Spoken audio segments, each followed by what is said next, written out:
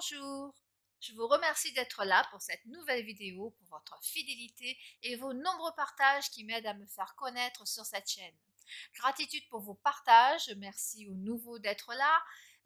Alors, si vous ne l'avez pas encore fait, n'hésitez pas à cliquer sur le pouce j'aime, à vous abonner sur la chaîne Divine Aroma. Partagez cette vidéo à vos proches, à quelqu'un à qui ça ferait du bien de l'écouter. Bien sûr, vous pouvez me laisser vos commentaires sous cette vidéo, cela me fait toujours très plaisir de vous répondre. Et si vous le souhaitez, vous pouvez bien sûr me soutenir en effectuant un don avec le lien qui se trouve sous la vidéo. Sur cette vidéo, je vais donc vous parler du sommeil et de l'insomnie. Comme vous le savez, je travaille depuis des années sur ces problèmes de troubles du sommeil qui touchent beaucoup de gens. Le sommeil est vital à notre vie de tous les jours, car un sommeil de mauvaise qualité a des conséquences sur notre journée, notre santé, notre mental. Cela peut arriver à un moment ou à un autre de votre vie, car il se peut que tout aille bien pendant des années et que d'un seul coup, vous soyez victime du trouble du sommeil, voire d'insomnie. Il faut savoir que l'insomnie, c'est un trouble du sommeil parmi bien d'autres, comme l'apnée du sommeil, narcolepsie, somnambulisme, ceux qui parlent en dormant, qui grincent des dents et bien d'autres. Pour revenir au somnambulisme, très présent chez les enfants, à peu près 15%, et chez les adultes, environ 2%. Pour les enfants, c'est souvent entre 7 et 12 ans.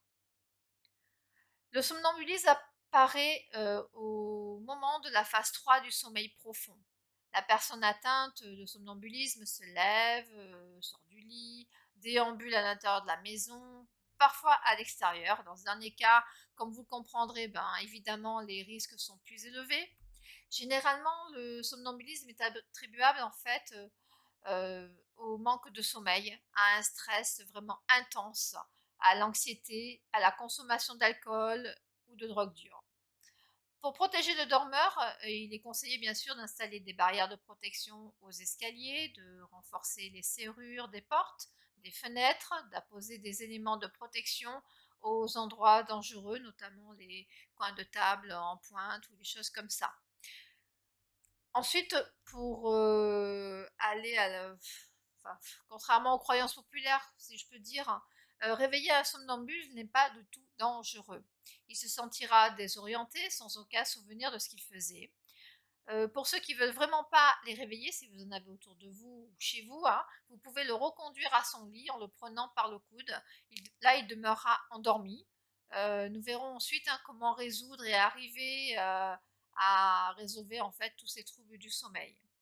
Déjà, il faut savoir que le sommeil est important. On passe en moyenne près du tiers de notre vie à dormir. Le sommeil joue donc un rôle vital pour notre santé physique et psychologique. En effet, le sommeil est un processus nécessaire au rééquilibrage de notre corps physique, mental, et qui va jouer un rôle important dans nos défenses immunitaires. Le sommeil permet de récupérer en période de fatigue physique, de fatigue nerveuse, pour la régénération des cellules et de la mémorisation. Le sommeil agit sur la douleur, la vigilance, la concentration, les émotions et la colère. Comment est formée une nuit de sommeil? Une nuit de sommeil donc est formée de 4 à 6 cycles qui durent environ 1h30 en moyenne. On a le cycle de l'endormissement, les bâillements, les idées qui se brouillent. Ce cycle se caractérise par un ralentissement du cerveau et une respiration régulière. À ce stade, les bruits environnants sont perceptibles. Nous avons le sommeil léger. Là, on entend, on comprend, mais on n'agit pas. Il est une phase en fait de transition entre l'endormissement et le sommeil lent. Nous avons le sommeil profond où là, on n'entend plus rien. Une fois la période de sommeil lent terminée, vous sombrez alors dans ce qu'on appelle le sommeil profond. Nous avons donc le sommeil paradoxal. Le sommeil paradoxal, ce sont là où il y a les rêves. Pendant cette dernière phase, l'activité cérébrale ralentit pour laisser la place à ce fameux sommeil paradoxal qui s'installe et qui vous invite à avoir cette période des rêves. Les ondes émises par le cerveau sont rapides, le visage s'anime, les respirations sont irrégulières. On a presque l'impression qu'il y a des signes d'éveil, mais en réalité le sommeil est très profond. Il faut savoir qu'entre chaque cycle de 1 heure et demie environ, il existe une toute petite période de latence qui fait que l'on passe d'un cycle à un autre. Ensuite, il y a différentes personnes par rapport aux besoins du sommeil. Il y a les personnes que l'on appelle les personnes du matin et les personnes du soir. Donc les personnes du matin sont de suite frais, dispo au réveil, hein. En vacances, elles vont continuer à se lever tôt. Dans un groupe, elles seront toujours les premières levées. Se lever tôt pour terminer quelque chose, voilà, ça leur va très bien. Ensuite, on a les personnes du soir.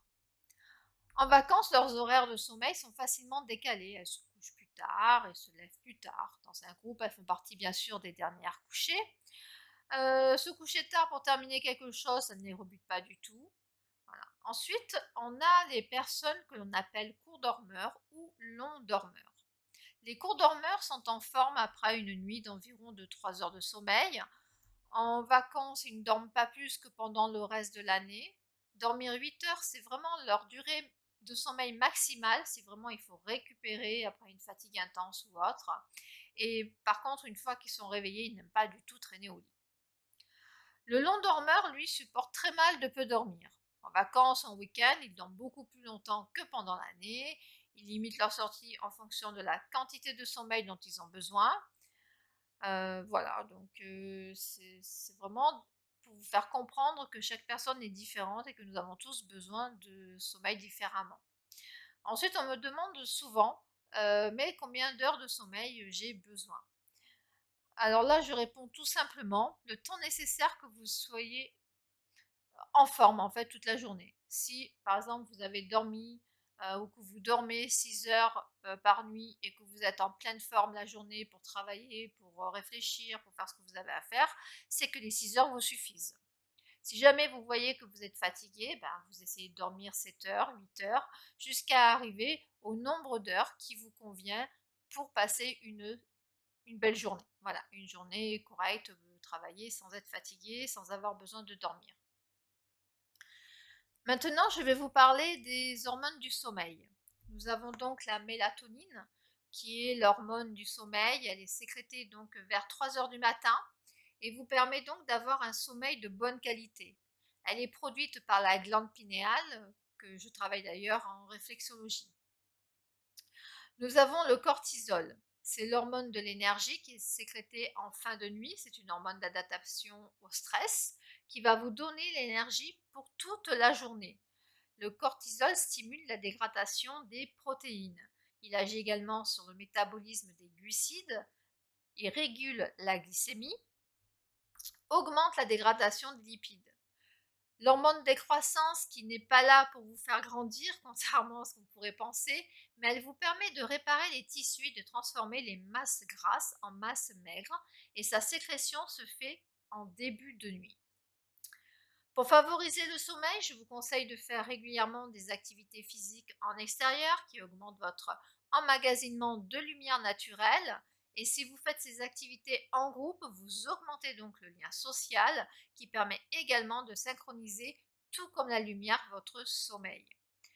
Je vous conseille également de manger tous les jours dans les mêmes tranches horaires, ce qui aide également à synchroniser votre sommeil.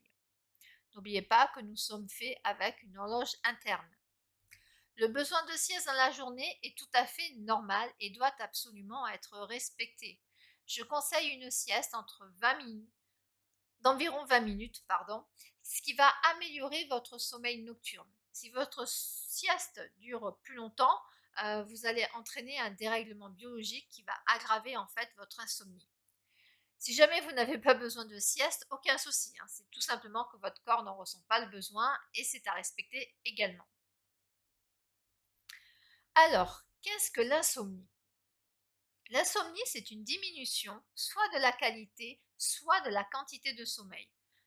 Vous avez l'impression de ne pas réussir à vous endormir, que le temps de sommeil est insuffisant, qu'il est non réparateur, ce qui a directement un impact sur votre vie personnelle, professionnelle ou autre.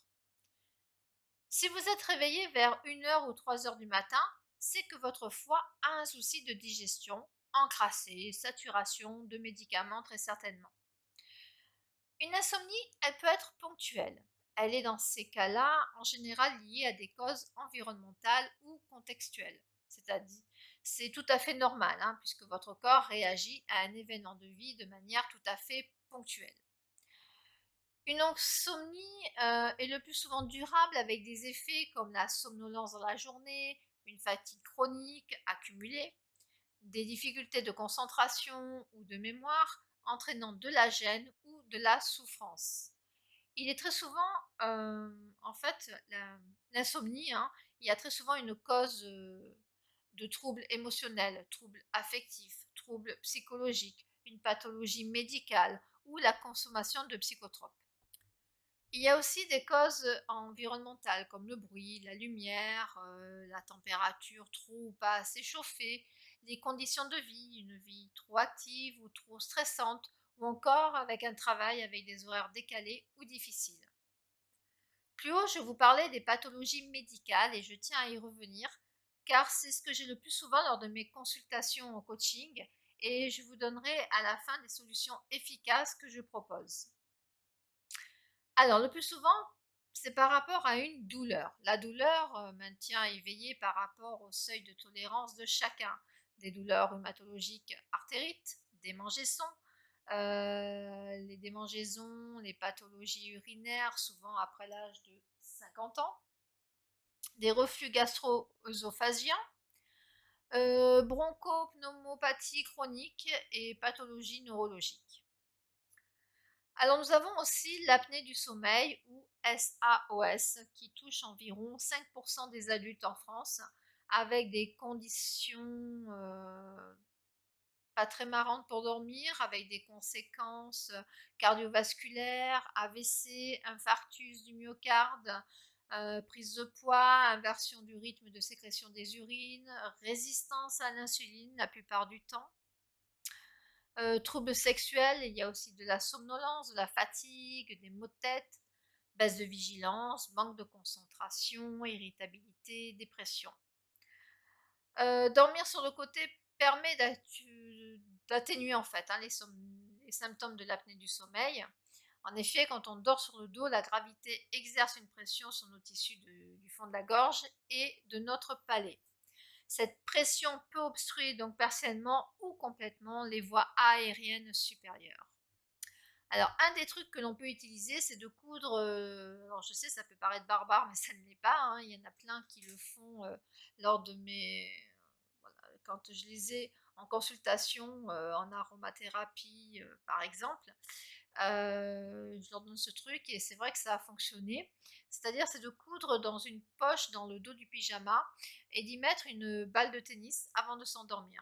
Comme ça, la position sur le dos sera rendue impossible pendant la nuit et ça vous force en fait à vous mettre de côté et il y a un meilleur sommeil de récupération qui s'est avéré. Voilà, j'ai eu des bons retours. Euh, alors, un masque facial relié à une pompe à air peut également corriger le problème, hein. C'est la ventilation spontanée en pression positive continue, ce qu'on appelle plus communément pardon, le VPPC. D'autres auront recours aussi à des orthèses dentaires qui empêchent les tissus pharyngés de se refermer, voire à la chirurgie pour dégager donc les voies aériennes. Il y a aussi le syndrome des jambes sans repos qui touche 8% de la population en France, je trouve ça énorme. C'est souvent en fin de journée et surtout la nuit. C'est un besoin en fait irrésistible de bouger les jambes. Les personnes dépendantes aux somnifères ne peuvent pas lutter contre les insomnies, hein. Vous verrez à la fin, je vais vous proposer une solution efficace qui va vous aider à ne plus être dépendant des somnifères par exemple et surtout à retrouver un sommeil réparateur. En effet, donc les somnifères possèdent donc un taux de tolérance, ce qui fait que l'on augmente les doses, puis il y a un nouveau moment d'accoutumance, donc échec du dit traitement. Puis on augmente de nouveau les doses, ce qui entraîne encore une dépendance et une insomnie de plus en plus importante, et on tourne ainsi en rond sans jamais s'en sortir. Je rencontre aussi des personnes qui sont en hypersomnie, qui dorment plus de 12 heures par 24 heures. Ça aussi, j'ai des solutions naturelles pour eux, hein. J'ai envie de revenir aux enfants. Les signes d'insomnie pour les enfants sont en fait l'hyperactivité. Ils vont être irritables, en colère, perturbateurs en classe. Pour certains, une prise de poids, voilà, tout comme chez l'adulte, d'accord. D'ailleurs, hein, les insomnies peuvent faire grossir. Alors ces derniers temps, j'ai vu quand même en consultation, des beaucoup de sujets avec des insomnies. Ce sont beaucoup, actuellement des éponges d'émotions, parce qu'il y a eu les confinements, le télétravail, des rythmes scolaires, qui ont souvent changé et ça leur a, entraîné en fait un énorme stress, un niveau d'anxiété assez anormal. De plus, il faut penser que le sucre, tel que les bonbons et autres confiseries, retarde la création de la mélatonine et donc va retarder l'endormissement. Donc évitez s'il vous plaît ces aliments transformés et les sucres transformés. Voilà. Pour les écrans en lumière, il est conseillé de les couper pour un enfant environ 2 heures avant d'aller se coucher, hein. Pour les enfants aussi, j'ai également des solutions entièrement naturelles. Ensuite, nous avons la paralysie du sommeil. Très commun, mais très peu connu apparemment. Le phénomène de paralysie du sommeil se manifeste lors de la période d'endormissement ou du réveil. En général, la personne est éveillée, mais elle est complètement immobilisée. En plus d'avoir de la difficulté à respirer, seules ses paupières peuvent bouger. D'autres arrivent à émettre des sons pour obtenir de l'aide, mais c'est assez rare en fait, hein. Il arrive que ce phénomène soit accompagné d'hallucinations qui amplifient souvent le sentiment de panique. Or, la paralysie du sommeil n'est pas dangereuse du tout. Elle dure rarement plus de 10 minutes, souvent quelques secondes, hein. Les personnes, en fait, ensuite, elle revient à elles spontanément, dans un état tout à fait normal. Une petite astuce, en fait, pour mettre fin à cette forme de paralysie, la technique la plus efficace est de concentrer sur sa respiration, puis d'en reprendre le contrôle. Les sensations normales reviennent alors en moins d'une minute. Ensuite, nous avons donc, comme je vous disais, l'hypersomnie. À l'opposé donc de l'insomnie, l'hypersomnie se traduit par de longs et profonds épisodes de sommeil. C'est une maladie neurologique caractérisée par une somnolence excessive durant la journée, parfois plus de 10 heures. La personne atteinte donc n'arrivera toutefois pas à récupérer et se réveille très fatiguée. Comment dire? Ces personnes-là s'endorment à plusieurs reprises au cours de la journée, même les siestes diurnes ne leur permettent pas de récupérer. Pour se réveiller, ils auront besoin de plusieurs alarmes, voire de l'aide d'une autre personne pour se lever le matin ou à un autre moment de la journée. Donc maintenant, on va voir qu'est-ce qui entraîne souvent des états d'insomnie occasionnels ou durables. Donc les changements d'habitude, des difficultés au travail avec le patron, des collègues, la hiérarchie tout simplement, des changements d'horaire ou de conditions de travail, un déménagement, un changement d'école, une demande de prêt, un achat important tel qu'une maison, un changement d'habitude alimentaire, les vacances, la période de Noël, avoir une contravention, un mariage, un deuil, une angoisse, des prises de tête, des situations d'angoisse, des crises d'angoisse, l'inquiétude, le stress, l'anxiété, la peur de l'inconnu, vivre avec une personne manipulatrice ou avec un pervers narcissique, le vieillissement, être une femme étant donné que les nombreux changements hormonaux peuvent perturber le sommeil, avoir un historique familial d'insomnie, le fait de refouler ses émotions, de souffrir d'anxiété et d'hypervigilance, être sujet à l'hyperactivité mentale et physique, prendre des médicaments ou autres substances comme de l'alcool ou des drogues, et enfin souffrir d'une maladie chronique comme l'asthme, l'arthrite ou les douleurs chroniques. Je vais parler d'un autre phénomène qui est très dérangeant pour beaucoup d'entre nous, hein, le ronflement. Près d'un adulte sur deux ronfle occasionnellement. Chez certains, le niveau sonore est comparable à celui d'un passage d'un camion. Le phénomène il est attribuable au relâchement fait, hein, des tissus mous de l'aluette. Ces derniers vibrent au passage de l'air, provoquant un son très caractéristique. Alors, ce dernier son peut être accentué chez les personnes ayant un surplus de poids, des amygdales trop grosses, une congestion nasale ou après l'absorption d'alcool ou de tranquillisants. Nous avons aussi les cauchemars. Alors, les cauchemars de l'enfance perdurent parfois lors de la vie d'adulte.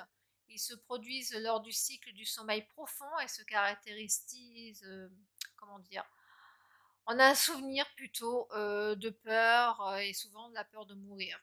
Les cauchemars chez l'adulte sont associés donc au stress, à un traumatisme apparu dans sa vie d'enfant ou même parfois d'adulte, souvent aussi lors de sevrage d'alcool et aussi à la prise de certains médicaments.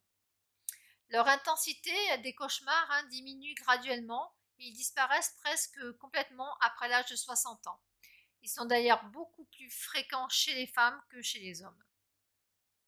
Le trouble est considéré comme léger quand les cauchemars surviennent moins d'une fois par semaine, modéré s'ils se produisent plus d'une fois par semaine et grave lorsqu'ils reviennent vraiment chaque nuit.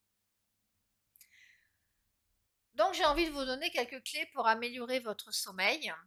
Donc évitez tout ce qui est drogue, alcool, tabac, thé, café, surtout le soir.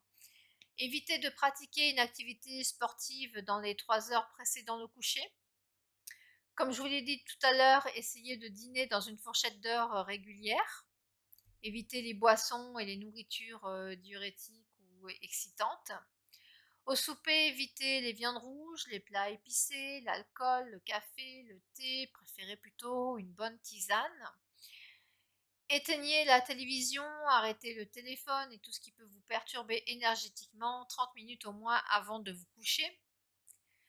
Respectez le soir votre envie de vous coucher, car si par exemple vous vous dites oh il reste 20 minutes pour voir la fin de mon film et que vous donc vous dites ben je vais me coucher après en gros, hein, bah, sachez que vous êtes reparti pour 1 heure et demie en fait d'attente puisque vous allez rater le moment de tomber dans votre sommeil. Dîner léger aussi, parce que, ça va être lourd pour dormir. Surtout ne jeûnez pas, parce que la faim va vous réveiller, vers 3 heures du matin. Soyez dans une chambre agréable, où vous vous sentez bien, favorisez les couleurs pastel. Le linge du lit, il faut qu'il soit confortable et agréable. Ne chauffez pas trop votre chambre, 18 ou 19 degrés maximum. Les horaires de coucher et de lever à respecter dans la régularité. Si vous travaillez par exemple la nuit ou en horaire décalé, privilégiez donc les protéines et respectez donc votre cycle de sommeil. Évitez de vous exposer à une lumière non naturelle et, essayez donc de vous coucher comme je vous ai dit tout à l'heure lorsque l'envie de dormir apparaît. Prendre un bain ou une douche tiède mais jamais chaude, hein. Baisser la température de votre chambre, comme je vous le disais, en gardant vraiment une température ambiante pas trop élevée.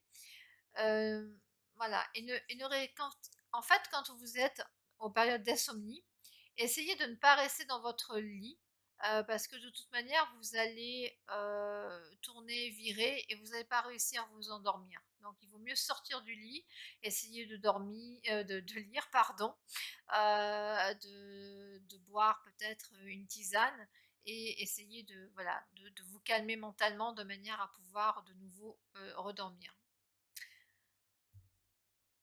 Évitez aussi, lorsque vous êtes réveillé comme ça par les insomnies, de ressasser vos problèmes, vos souvenirs, vos espoirs, voilà. C'est important de faire le vide avant de vous endormir.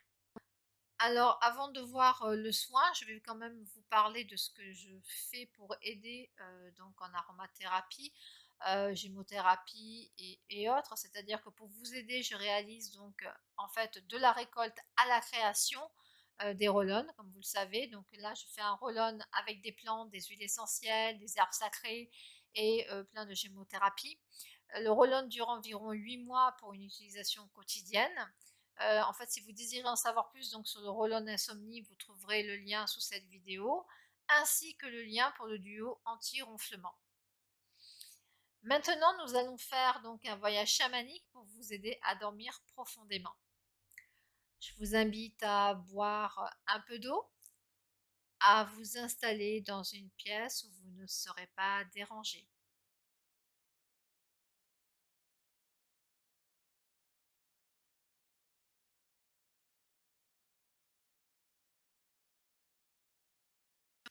Allongez-vous confortablement dans la position de votre choix. C'est un moment uniquement pour vous. Vous fermez les yeux. Mettez la main sur votre ventre pour suivre le rythme de votre respiration. Vous remerciez votre corps pour tout ce qu'il fait au quotidien.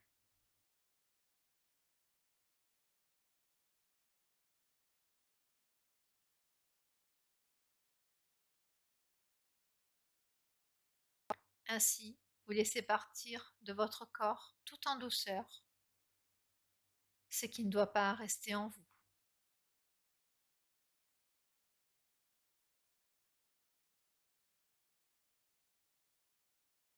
Vous ressentez les énergies douces et divines qui vous accompagnent à chaque instant de votre vie.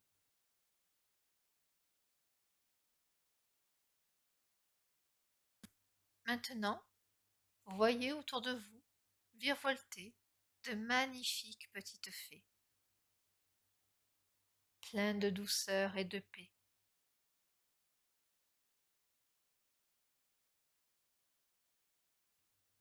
Vous êtes de plus en plus détendu.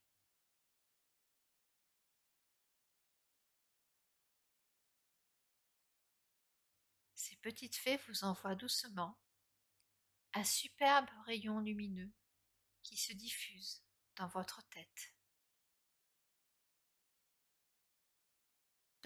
Ces énergies vous apportent toute la détente dont vous avez besoin, ici et maintenant.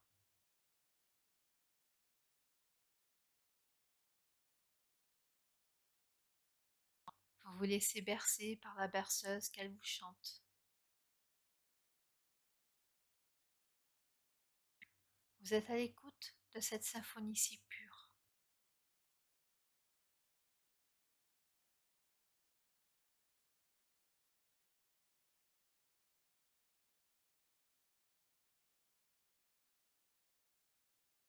Vous êtes de plus en plus détendu.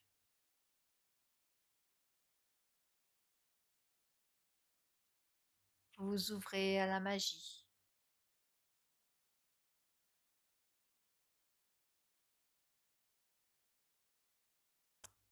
Vous ressentez ces petites fées faire leur travail.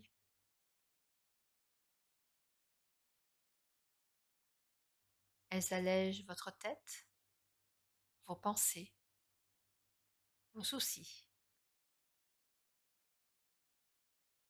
Tout s'estompe petit à petit, comme si ces petites fées tenaient une éponge toute douce et effaçaient vos soucis et vos énergies négatives.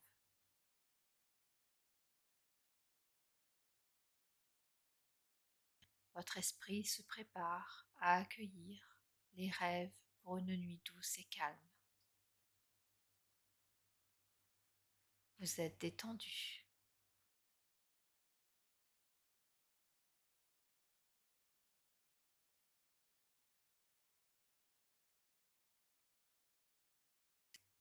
Vous avez une sensation de chaleur qui se diffuse dans votre corps pour détendre tous vos muscles, les uns après les autres.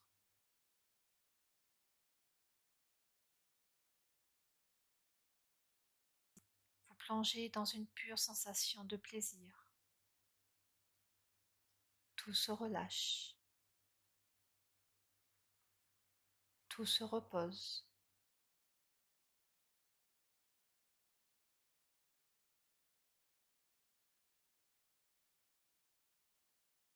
Vous ressentez des crépitements dans les mains, dans votre poitrine.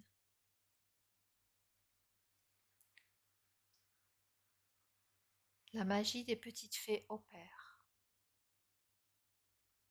ici et maintenant. Ressentez.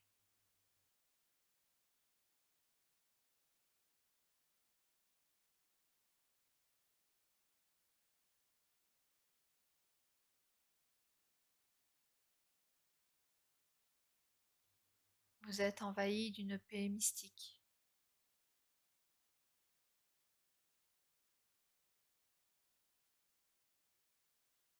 d'amour inconditionnel. Vous le ressentez dans votre cœur.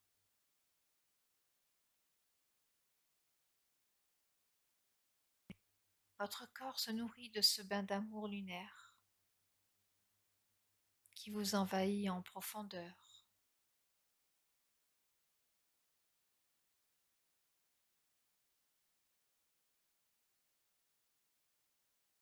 Pour une décontraction longue, par un véritable massage de l'intérieur. Ressentez cette sérénité incroyable.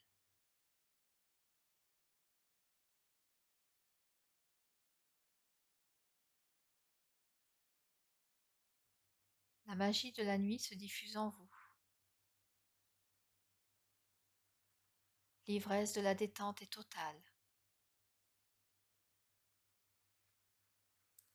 Vous vous sentez léger. Vous flottez dans une douceur de coton. Par la magie de la nuit qui vous entoure de son voile de protection.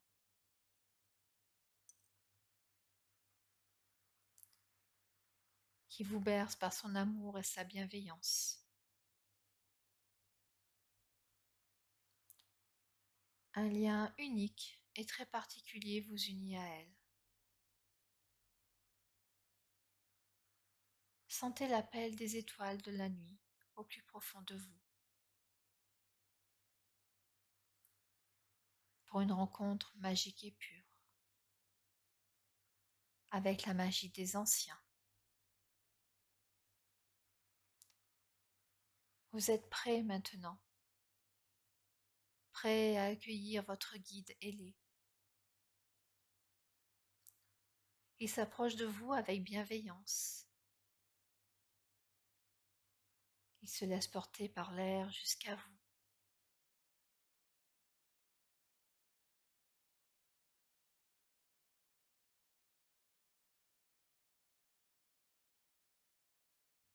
Vous êtes plein de gratitude envers lui.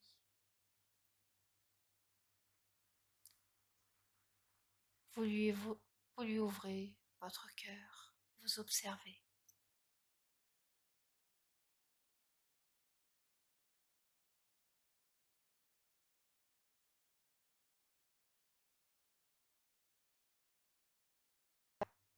Il est là pour vous guider afin de passer une nuit reposante.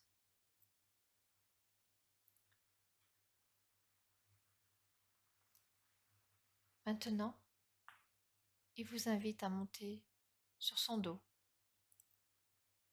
pour commencer ce voyage nocturne. Un monde merveilleux vous est offert.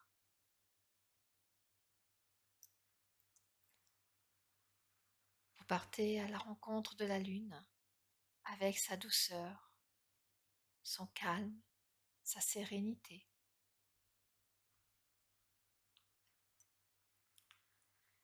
Vous voyagez dans d'autres univers. La lune vous berce tendrement.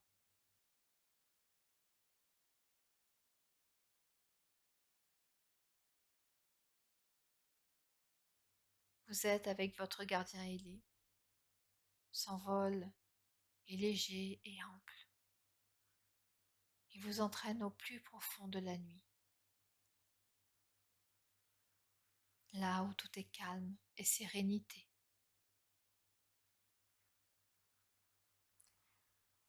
Cette nuit s'annonce magique.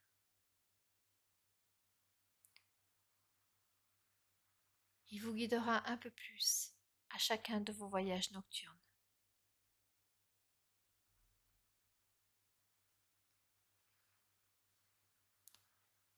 Votre corps va se régénérer tout tout au long de ce voyage nocturne. Vous allez voyager dans des univers inconnus. Vous allez alléger votre esprit.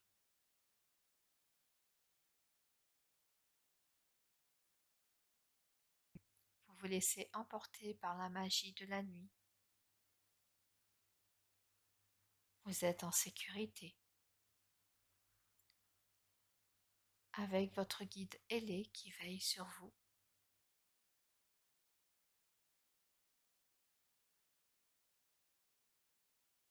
Vous vous laissez glisser par le sommeil.